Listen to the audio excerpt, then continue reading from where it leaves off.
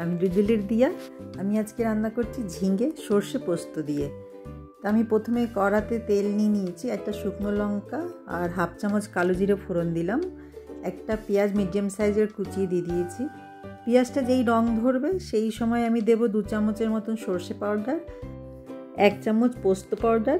তোমরা এটা অ্যামাউন্টটা বাড়াতে পারো। আর একটু সামান্য হলুদ দিয়ে আমি মশলাটা ভাজবো। তার মধ্যে দিয়ে দেবো ঝিঙে ধুয়ে কেটে রেখেছি সেই ঝিঙেগুলো। সব কিছু ভালো করে মিশাবো। এবার কয়েকটা কাঁচা লঙ্কা দিয়ে দেবো, ঝালটা তোমাদের নিজের ইচ্ছে মতন দিতে পারো। নুন দেব, সব কিছু মিশিয়ে গ্যাসের ফ্লেম মিডিয়াম করে ঢেকে দেব। ঝিঙেতে আর জল দেব না, ঝিঙের নিজেরই জল বেরাবে। এই জলেই ঝিঙেটা সিদ্ধ হয়ে যাবে। মাঝে মাঝে ঢাকনা সরিয়ে নাড়িয়ে দেব। যখন ঝিঙেটা পুরো সিদ্ধ হয়ে আসবে সেই সময় ঢাকনা সরিয়ে কিছুক্ষণ আরও ভাজবো।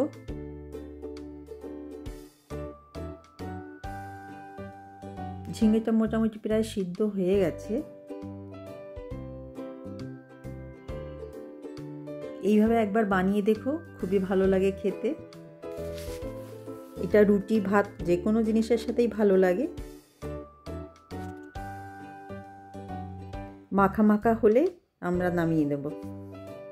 ভালো লাগলে লাইক কমেন্ট শেয়ার করো, আমাকে জানিও কীরকম হয়েছে। Tata, thank you.